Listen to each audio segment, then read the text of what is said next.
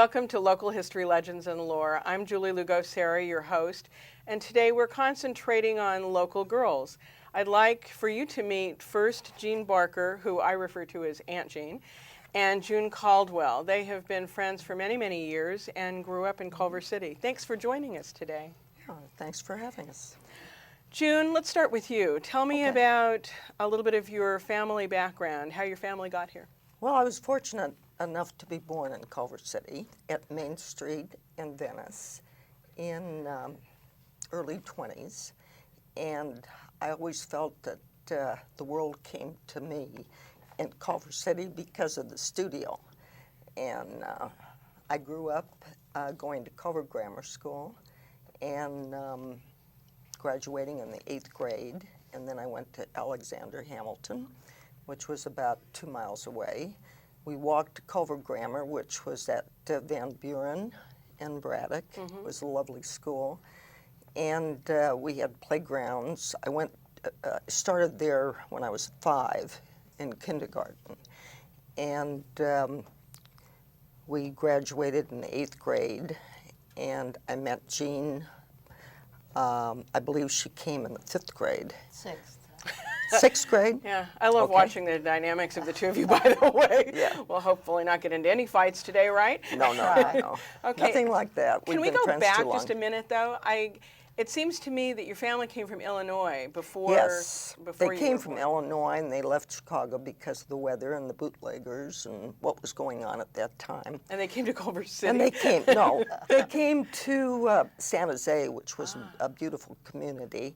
Okay. And then my grandfather heard about Harry Culver in Culver City developing property, and he thought it was an opportunity to invest his money. He was retired, so he asked my father to come down here with them, and they looked at property and met Harry Culver, and he ended up with another gentleman, Mr. Donnie, buying property along Washington Boulevard, and the property that eventually became the executive parking lot for MGM by the East Gate. So he owned that entire lot,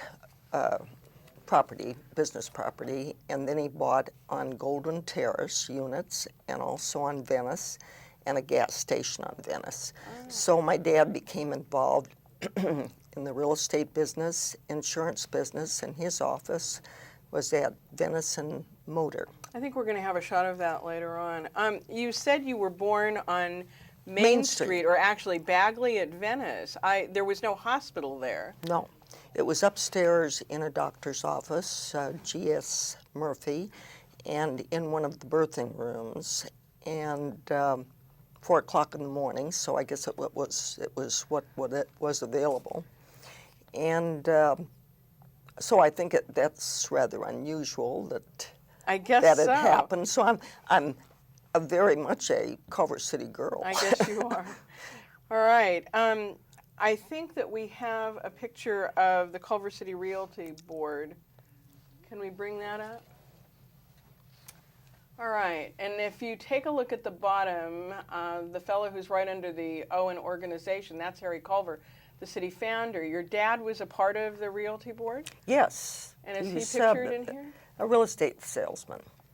And Okay. he enjoyed that. And the only reason he quit real estate is because of the Depression. No one could buy homes and own insurance. I see. And then we have a picture of his office, the Schilling and Anderson office on Venice Boulevard. Can we bring that up? Let's take a look at that. Okay. There it is. And that was the bank on the corner. That was on And Motor? That was on Motor Avenue in Venice, right? Yes. Just across from Culver City. And I don't think that Venice at that time, I understood, did not go farther west past Motor. Something that I had heard. It more or less stopped there. Do you remember Motor Avenue Yes. being going up to Fox, 20th Century Fox? Yes, in fact, Oliver and Hardy, Oliver Hardy and Laurel, they shot a lot of scenes up in the Palms area and up in the Cheviot Hills area, which was another reason in Culver City that was so fascinating when I was just able to totter around why they were shooting films on Madison Avenue. In fact, Stan Laurel and Oliver Hardy shot right across the street. Sure, because they were at the Hal Roach Studios, which was down in the area of Washington and National. They used all of the streets through there for their locations, which was fun, and certainly got us involved. Plus that, the MGM studio did not have the walls that it has today, so that the local people could go up there and they could watch films being made, and then the crews would ask various residents around there to become extras, which was very exciting to my mother. I spent some time talking to a fellow who actually served box lunches to the folks who were working on Ben-Hur in the 20s. And there was something like a couple thousand people at the area of Venice and La Cienega, but he couldn't tell me what they had in the lunches. That was the Francis X. Bushman film, the silent one. We have a band photo too. Your dad was in the band, and tell me about this. This was the Hal Roach Studios Orchestra? Yeah. Okay. And where is your dad? That was a lot of fun. The one in the center is Hal Roach, right above the drum. Okay. And is your dad on the right? Yes, he's over on the right. He's, I believe, the first or the second. After Hal Roach? Yeah. Okay, and what did he play? And he loved playing the trumpet. Of course, that excited me because I was interested in trumpet players ever since. Okay, so Aunt Jean, you didn't get here.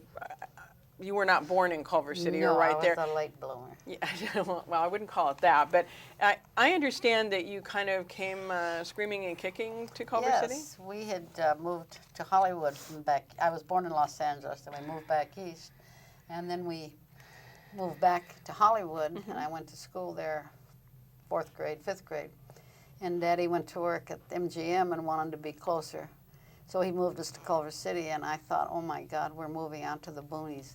And I was in the back seat of the car crying all the way to Culver City because after all, living in Hollywood and coming to Culver City was, but I certainly learned later that it was a good move. Well, that was what year?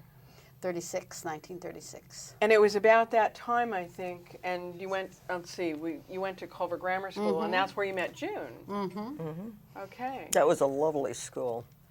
That was over where actually the district office is now, pretty much. And then it had the street, Braddock was behind it. Yes. And they would, during the day when we were there, we played, that street was closed off, and then after school that was opened up again. And you'd walk across and who was there?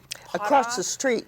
Well, across the street was a playground also that was chain-linked fence. Tennis courts and basketball. Right. And then next to that was little residence. And there was my violin teacher had one of the little bungalows. I went to her, Wilma Potoff. Okay, that's. And the local people. And of course we had an orchestra at that time at Culver Grammar. And we also had a drama group that we were in productions at school.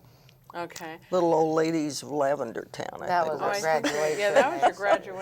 That was later. In fact, Aunt Jean, I think you have the original program. It's the program for the graduation. It's really neat. We put on the little play first, and then they had the usual graduation things. But June and I were both listed here. We have credits for being in the play. And at intermission, they had a dancer who was Gwen Verdon. She was in our class. And she was a friend of yours. And she was, we were all She in the was a same, playmate and friend, close friend. kind of a gang, sort of. We did everything together. We had parties, and it was a fun time. And didn't she put makeup on for? Oh, Gwyneth put eye makeup on, and Mrs. Bertelman, who was our teacher at the time, had a fit if anybody had makeup on. So she would take her upstairs and make her wash it off in our little restroom. And Gwyneth would have a fit because she said, I'm a Tahitian blonde, and my eyes don't show up unless I put makeup on. And so she was predisposed to the industry already. Oh, she was working all the time, yeah. Her mom taught dance, too? And had a studio maybe in town? Yeah, later that area became the USO building by It was on MGM Culver Boulevard, Culver just Boulevard. east of the studio. Yeah.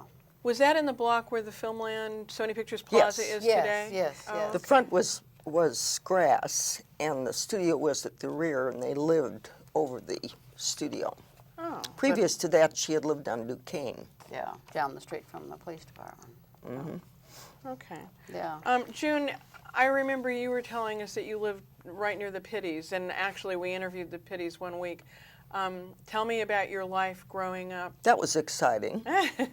That added to my interest of the entertainment business because Ben and Ethel Pitty had been in rodeo before that.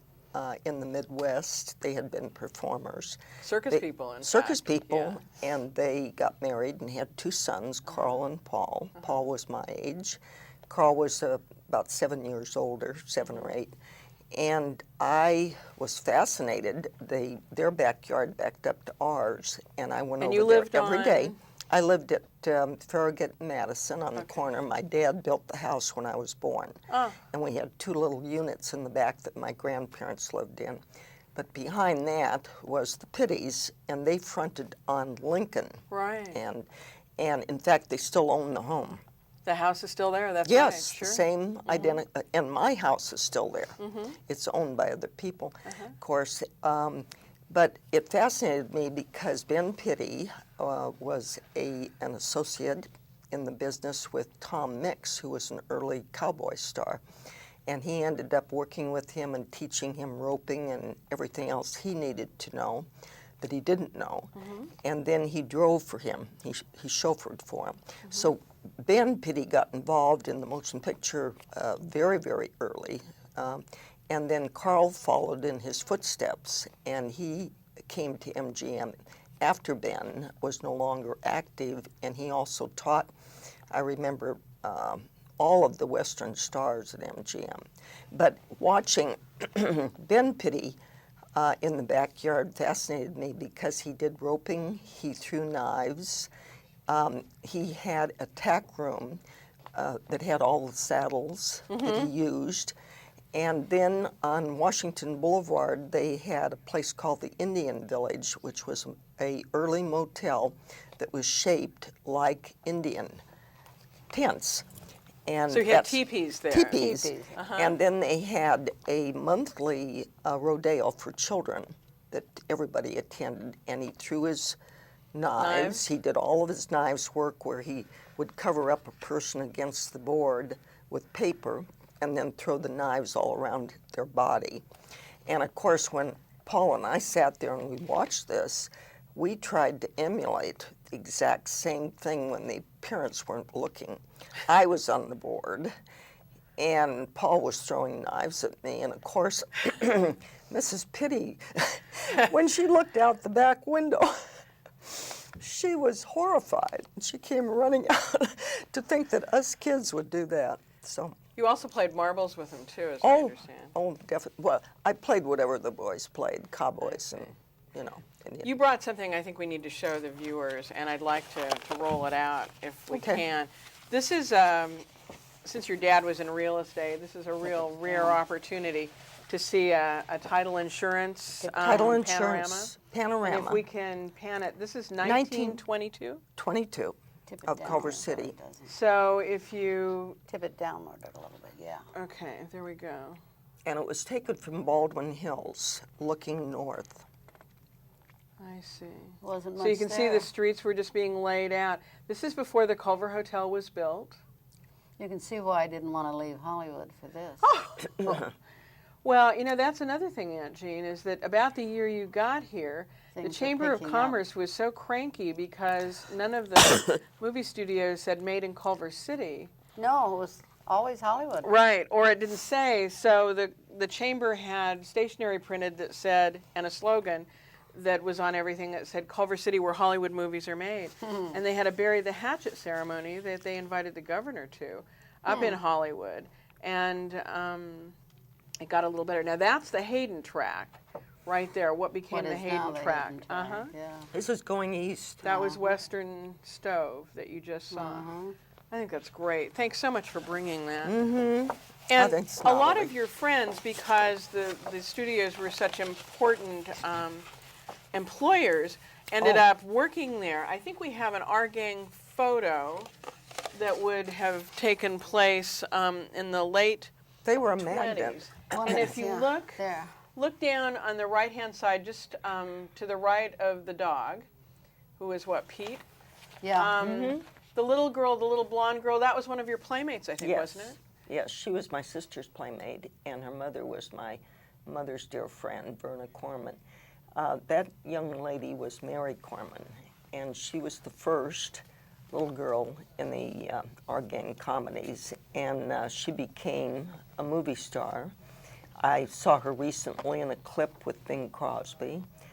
She was a lovely lady, and she married a Leo Tover at 20th Century Fox, and later, after that divorce, she married a cowboy, a man who supplied the studios with all kinds of equipment for westerns. Props and all. And that was our mayor, Reeve Howe, kind of towards the back in the lighter gray suit. And he's the one who financed the bus department. Huh. Whatever. Oh, nice. At your 8th grade graduation event, you went to 8th grade, and then where did you go, Aunt Jean? Hamilton. Okay, and Hamilton was, they didn't have a high school in Culver City, so No. we had to walk to Los Angeles. Robertson. so you walked? Always walked. Nobody even thought a thing about it. It That's was- a little bit of a great. way. Okay, and There it there's is. Hamilton, Yeah. Alexander Hamilton High School. Uh-huh. That's now a magnet school, isn't it? Yes, it is, and we're on the. I'm on the alumni committee that tries to keep things going for the students. It's neat that so many people remember all of this and come back to their schools. I understand Norm Pattis is a major contributor. Major contributor. He put many, many dollars into their auditorium, and they say that it has one of the best sound systems in the city. And he does He's Westwood scholarships. One. Oh, he does Westwood One, yeah. He does scholarships every year. Nice, nice scholarships. He does an awful lot for Hamilton. And then I think we have a picture of Media Park. I remember you telling me a story about what you did in Media Park. Yeah. Media Park, which now is It's where right there behind it is. the buildings there. Right. Oh, that's the old red car. Right. No, yeah, the red car. But behind that was the little park, and on Saturday afternoons, this was in grammar school, we would go up there and play touch football, the boys and the girls, until one day my dad came by and didn't approve of that, and that ended my football career.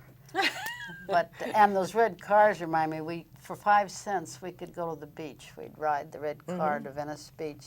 Or to Los Angeles. Or go the other direction, right. This It was went great. It went as far as Redondo. One of Harry Culver's ads that I've seen was huge, and it said all roads lead to Culver City, and of course it had the red car. And he supposedly situated the city so that it was halfway between the Pueblo of Los Angeles and Abbot Kinney's emerging resort of Venice. You had seen the Culver Hotel on the left, which was built by him in 24, so early times. So I also remember somebody telling me about scavenger hunts. That was another activity that you did when you were Well, Ballona kids? Creek was a magnet for us young kids That's because before they paved we it. loved to go down there, and of course we could find all kinds of little wildlife running around, and we had scavenger hunts from the birthday parties, and we'd go down there and I caught a frog and various little things that we needed for the hunt, and other things, that you have to collect. But we loved going down there. The folks didn't like that too much because they were a little afraid of what might happen with the stream. It was all sand and a creek, actually. Right. I remember when you lived nearby, Aunt Jean, and you used to take us down to go get tadpoles. Tadpoles, pollywogs. Pollywogs, Yes, that yes. was fun. And some of the more adventurous boys, after a rain, made homemade rafts and rafted down that's that true. creek to the beach, which could have been extremely dangerous because when that thing was high, there were logs and everything running down with it. But that's what made it exciting. It could have a Tom Sawyer-ish existence in the middle of town. And there were Tom Sawyer days at one time. Oh, yeah, too. Tom Sawyer days were fun. Yeah, Maybe that was part of that. probably. Yeah. The Gabrielino Indians, as I understand it, used to make board boats. and they used that creek to fish for their dinner. And they would take the board boats up to La Brea tar pits and put the asphaltum on them to make them watertight. Yeah, So I guess that just continues on. Yeah, later. What was fun was Baldwin Hills, too, having the opportunity to go up there. And have fun. Mm-hmm. Yeah, hiking. Do we have a picture of downtown Culver City? I think we may. There we are. There's the Culver Hotel in the middle, which would be in the Culver Washington X that used to exist, which no longer does. I see And where so the studio is. the studio, which is now the Culver Studios, is off to the left, and then behind the hotel, if you see the columns over to the right, that was Culver Grammar School. Mm-hmm. And so, June, Oh, you yes. lived over to the right of that, I where all lived the to pretty the- trees are. Yeah, Madison. Yeah, I lived on Van Buren for a while, which is right down the street from the school. Yeah, and the It's between the studio and the school, actually. Yeah, the Maralta, this is before the Maralta Theater? Now, the Maralta Theater was actually, it's just out of sight, I think, on the right-hand side. It was one block to the When was that built? you west. know? It was built in, I think, like 24 when the hotel went up. That 'Cause early? that was a great Yeah, place because the to- first theater was actually on the side of the hotel. Oh, really? And Culver moved it. Yeah, it was on the second, or it was on the main floor, and then the city offices were up above, and then they moved the city offices down the street onto Van Buren. And then the bowling alley came in there. Well, in there was a the department 40s. store that was before the bowling alley, and it had sold furniture. Norn Worcester. Norn Worcester, that's right. Yeah. I remember that. Yeah. Isn't Yeah. that where Westwood One is now? Yes. Yes. It still has the arches. Uh-huh. Okay. So the Maralta was owned by two ladies, Pearl Merrill and Laura Peralta, and they had a bay window that they could see from their living quarters down into the theater. But somebody told me, Yeah, later when we were going there, that was called the crying room, where people, if they had little kids that would misbehave or whatever, they'd take them up there and watch the show. There was also a place on Saturday afternoons where some of the kids knew about that, would go up there too. That was glassed in. Uh-huh. Yeah. Yeah. And they had a sweet shop next door Around that the her sweet sister shop. worked at. I worked there. right, my mom. And then, oh, right. That's where my mom That's and her my mom. dad. Right, right. And then down next to the bowling alley was the Sunburst Malt Sunburst Shop Malt Shop, where that June Jean and and I I worked. both ended up working in our last years of high school. Huh. Yeah. And you used to go to the beach. You went to the Palms Theater too, which was actually over. That Yes. was in LA. I didn't That go came there up much, but later. That, was, That yeah. came later in high school. They and developed Fox Hills. That Fox was Hill. Oh, that was golf courses. golf course. Right. Two Yeah, golf that courses. was lovely. Beautiful golf Yeah. course. And you used to go to the Red Riding Stables there. And they at all? had the riding stables. You could ride clear to the beach, which was That was great. an exciting thing that you could go up where I'm living now in Westchester, in the Kentwood area above Howard Hughes plant. They had fire roads, and you could take the horses. You went up in the hills, and you went all the way to the ocean, to the dunes. The Playa del Rey was all sand dunes at Right. that time. And then you used to go to gambling spots in town, or Well, we spots didn't that were go. night spots. No, we were a little young for Don't we that. have an ad from Fatty Arbuckle's plantation? That was one. Oh, of them. wonderful. Yeah, there Yeah. it is. That was before our time, too.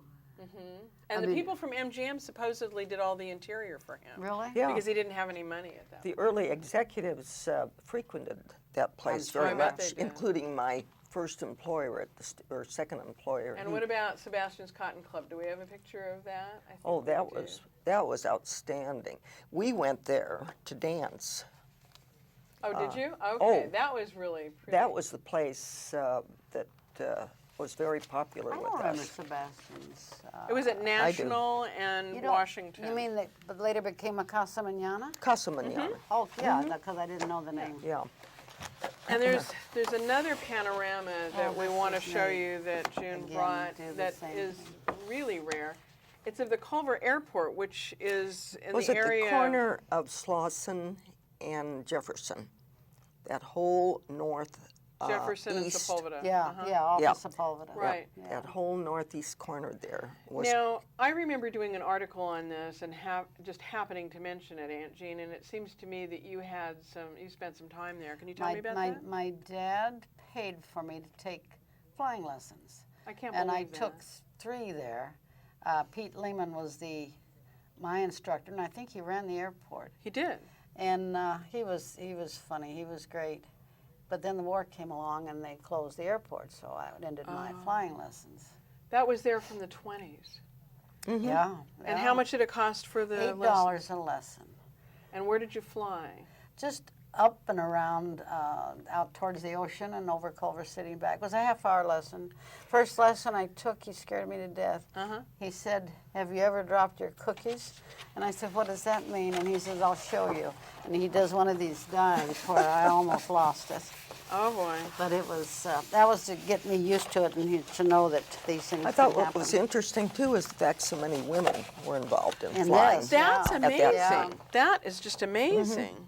I'm surprised I about was wondering that. if Amelia Earhart had anything to do with that, She was because more back east, I think. she was flying in the early days, and of course that was a popular airport in Culver.